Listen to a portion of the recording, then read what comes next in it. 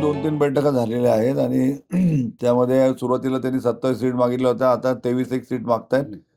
त्यामुळे ही संख्या खूप मोठी आहे. एवढी मोठी संख्या आम्ही अकोमोडेट करू शकत नाही. त्यामुळे आम्ही त्यांना पुन्हा विचार करायला सांगितलेलं आहे.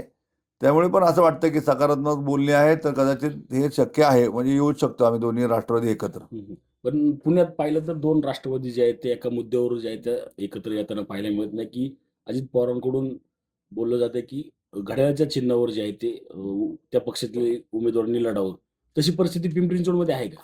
शेवटी हा निर्णय सर्वस्वी आदरणीय अजितदादा पवार साहेबांचा आहे. त्यांना जर जे निर्णय योग्य वाटेल, त्यांच्या निर्णयाशी आम्ही सर्वजण बांधील आहोत. पण शहराध्यक्ष जे कामटे आहेत, ते देखील म्हणतात, की आम्ही आमच्याच तुतारीच्या पक्षावर चिन्हावर जे आहे ते लढू. त्यामुळे आघाडीत कुठेतरी बिघाडी होण्याची शक्यता होऊ शकते का? नाही, ते तुषार कामटे यांचं त्यांचं वैयक्तिक ते मत आहे किंवा त्यांच्या पक्षाचं मत असू शकतं.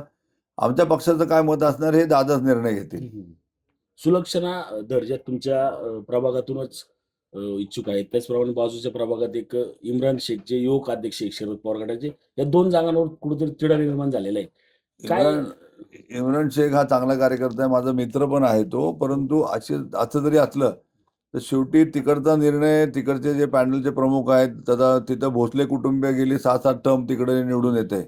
माझ्या भागामध्ये माझे सुज्ञ मतदार बंधू मला गेली 6 टर्म, म्हणजे मी 30 वर्ष या भागामध्ये नगरसेवक म्हणून काम करतोय. माझ्यावर अनेक नवे नवे चेहरे या मतदारसंघामध्ये मतदारांनी स्वीकारलेले आहेत. त्यामुळे गेल्या वेळेला जितेंद्र नरवरेवर केवळ पवार साहेबांनी आणि श्रीनिवास पाटील साहेबांनी सांगितल्यामुळे मी सुलक्षणा धर यांना माझ्या पॅनलमध्ये घेतलं आणि त्यावेळेला नागरिकांनी निवडून दिलं.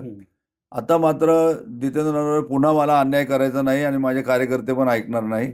त्यामुळे आमचा पॅनल ठरलेला आहे. आम्ही घरोघरी लोकांच्या पोहोचलो आहे आणि आम्ही प्रचाराची सुरुवात केलेली आहे. आता त्या जागेवरून तिढा जर सुटला नाही आणि सुलक्षणा धर यांनाच उमेदवारी द्यायची फायनल झाली, तर तुमची भूमिका काय असणार मग आहे? चिडा सुटू नये असं मला वाटत नाहीये. चिडा सुटावा ह्या अनुषंगाने माझे पण प्रयत्न असणार आहेत, दादांचे पण प्रयत्न आहेत. कारण आमच्या भांडणाचा फायदा विरोधकाला होऊ शकतो. त्यामुळे वेळप्रसंगी ते जर माघार द्यायला तयारच नसतील, तर मी माघार द्यायला तयार आहे. मीच निवडणूक लढणार नाही. विषय संपून जातो ना.